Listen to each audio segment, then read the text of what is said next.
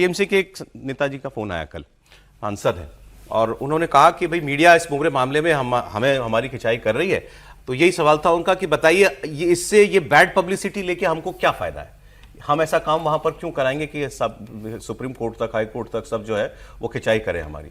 फिर उन्होंने कहा कि भाई ये जो लोग वहां पर एक्टिव हैं, जैसे ये आदमी जो पकड़ा गया है, इनमें से कोई टीएमसी का आदमी नहीं है, तो फिर टीएमसी को दोष क्यों। फिर तीसरी बात वो कि एडमिनिस्ट्रेशन तो हमारे हाथ में है ही नहीं, वो सब इलेक्शन कमीशन है, तो आप इलेक्शन कमीशन से क्यों नहीं पूछ रहे, ये दोहरा रवैया क्यों है।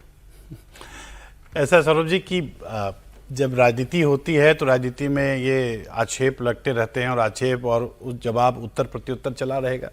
लेकिन मुझे लगता है कि इस पे एक गंभीर प्रश्न ये है कि जब व्यवस्थापन होता है, एग्जीक्यूशन होता है या प्रबंधन होता है, तो उसकी जिम्मेवारी एक संघीय व्यवस्था में केंद्र और राज्य सरकार दोनों की होती हैं।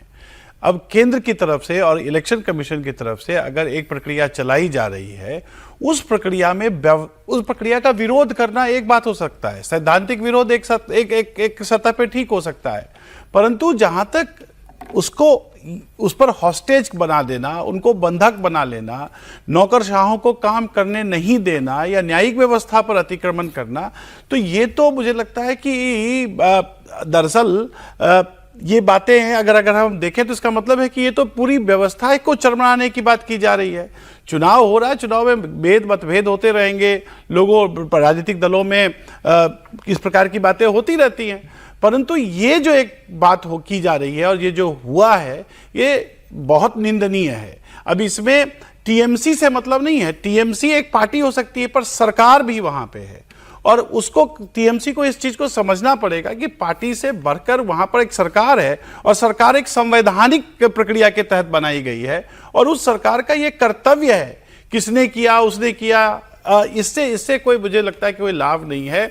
ये अगर एक हमारी संवैधानिक व्यवस्था के अंतर्गत एसआईआर की प्रक्रिया चलाई जा रही है, सुप्रीम कोर्ट उस पर अपनी नजर रखा हुआ है, जो भी शिकायतें हैं उसका जो भी निराकरण होगा वो निराकरण संवैधानिक और सांस्थानिक स्तर पर होगा। इस प्रकार की प्रक्रिया चाहे जो भी किया, चाहे वो ओवैसी जी के तरफ से किया जा रहा हो या ममता जी अपने से मोड़कर ये कह के कि अब तो एडमिनिस्ट्रेशन इलेक्शन कमीशन के पास है, ममता जी पल्ला नहीं झाड़ सकती। नहीं, इलेक्शन कमीशन का एक पर्यवेक्षण होता है, लेकिन सरकार तो वहां उनकी है। ठीक है। अच्छा, इस सारे बंधक कांड के बाद ममता बनर्जी पहली बार मालदा जा भी रही हैं, हालांकि वो उस घटना स्थल पर नहीं जाएंगे जहां ये सब कुछ हुआ। ममता बनर्जी की मालदा जिले में आज 3 चुनावी रैलियां लगी हुई हैं, और ममता बनर्जी लगातार इस पूरे प्रकरण को भारतीय जनता पार्टी और एआईएमआईएम की साजिश बता रही है। বিজেপি বাংলা থেকে সব সরিয়ে দিয়েছে, দিয়ে মালদায় দাঙ্গা করেছে। কাকে দিয়ে জানেন? মুম্বাই থেকে নিয়ে এসেছিল পাগড়িধারী, টাকাধারী বিজেপির দল, ভোট কাটারি, হাতে নাতে গ্রেপ্তার করেছে। আজকে সকালবেলায় সিআইডি করেছে। ইলেকশন কমিশনের এনআইএ আসার আগেই অ্যারেস্ট হয়ে গেছে, বাগডোগরা থেকে পালাচ্ছিল। আমি সিআইডি के अभिनंदन জানাই। वो कह रहे हैं कि सीआईडी ने ही पकड़ा इस आदमी को, हमारे ही लोगों ने पकड़ा, ये जो भाग रहा था बागडोगरा से।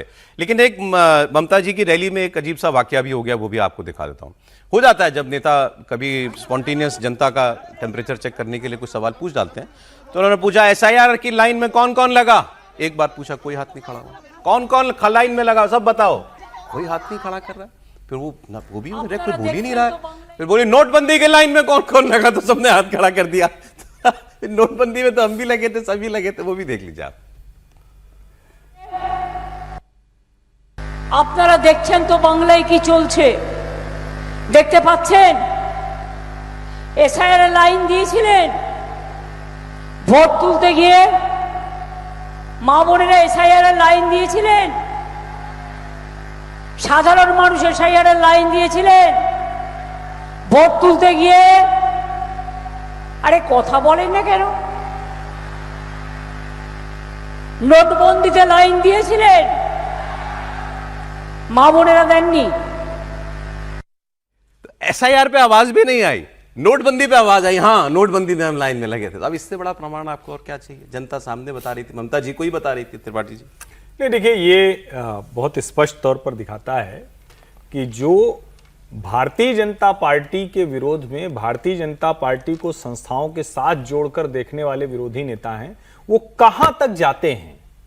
अब नोटबंदी 2016, नोटबंदी के बाद जाने कितने चुनाव हो गए, ममता जी की खुद की सरकार आ गई, उसके बाद वो आज के चुनाव में पूछ रही हैं जब एसआईआर का कुछ नहीं मिला तो नोटबंदी पे हाथ उठाने लगी।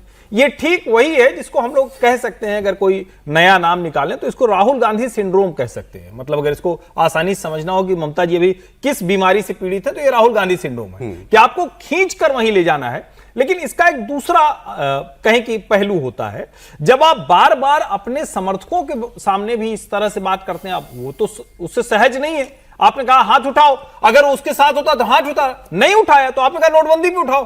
तो उसको लगता है कि हमारी नेता कुछ गड़बड़ा रही है क्या, कुछ जो ग्राउंड है उसका वो हिल गया है क्या। और मुझे लगता है कि वो सबको दिखने लगा है बंगाल में कि ग्राउंड हिल रहा है। एक बड़ा एडमिनिस्ट्रेटिव फैसला वो चुनाव को लेकर के हुआ, उसका बड़ा इंपैक्ट भी होगा, वो मैं आपको बता दूं। अब चुनाव आयोग ने बंगाल को लेकर यह निर्णय किया है कि 4 मई के बाद भी, मतलब काउंटिंग डे के बाद भी पश्चिम बंगाल में केंद्रीय सुरक्षा बलों की तैनाती जारी रहेगी।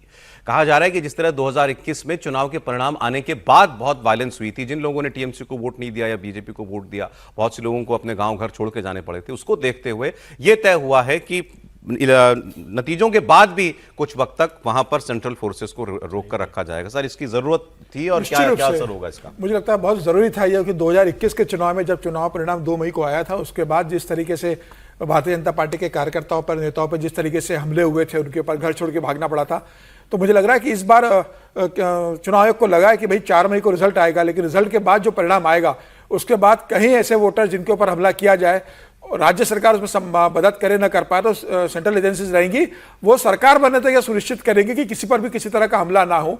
तो मुझे लग रहा है कि सरकार की पूरी गठन होने तक सेंट्रल एजेंसी वहां पे रहेगी। एक बार मुख्यमंत्री पद पर शपथ ग्रहण हो जाएगा, भारतीय जनता पार्टी का मुख्यमंत्री शपथ ग्रहण कर लेगा, उसके बाद मुझे लगता है सेंट्रल एजेंसीज वापस चली जाएगी।